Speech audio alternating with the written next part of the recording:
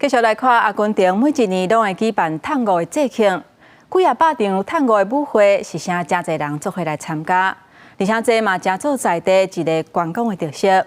若未晓跳舞的人，嘛会当请当地舞伴来学跳探戈，而且来熟悉这个特别的文化。 对音乐跳舞舞池内的男女，沉迷在音乐声中移动舞步，点出带危险的探戈舞步。南美国家阿根廷的首都布宜诺斯艾利斯，当年8月，拢因为一年一届的探戈节，举办大大小小几多百场舞会，也吸引真侪游客来参加，是当地观光的特色之一。Lo que más me llama son los cambios, los diferentes compases, la velocidad. Sí, hay una cuestión orquestral. Desde luego la melancolía del tango, pero a la vez una fuerza que tiene.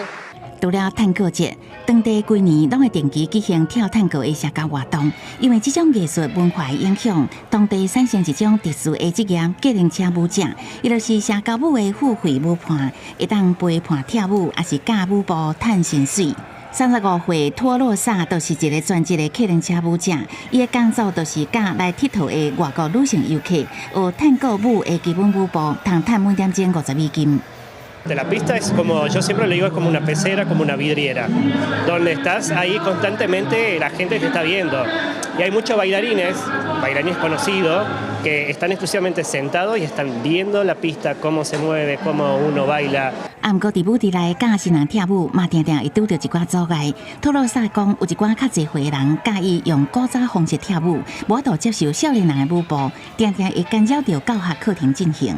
这种以探戈做主题的观光学习课程，也让真侪游客会当进一步了解探戈文化。Hay códigos también en el tango, cómo sacarse a bailar, cómo sacar a bailar a una persona. Todavía se conservan algunas cuestiones tradicionales como mirarse para sacar a bailar de una mesa a otra. Eso sí, también la gente le atrae mucho y también lo tiene que aprender. Entonces por eso. 对想要学习探戈的游客来讲，若做无这个专业舞者来带，要学习探戈舞步，往往有一定的难度。尤其伫无熟悉探戈文化，到进入舞池，安尼爱面临一个情形，就是可能规暗拢无人邀请你跳舞。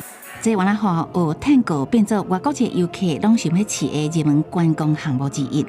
公司新闻，陈思彤编译。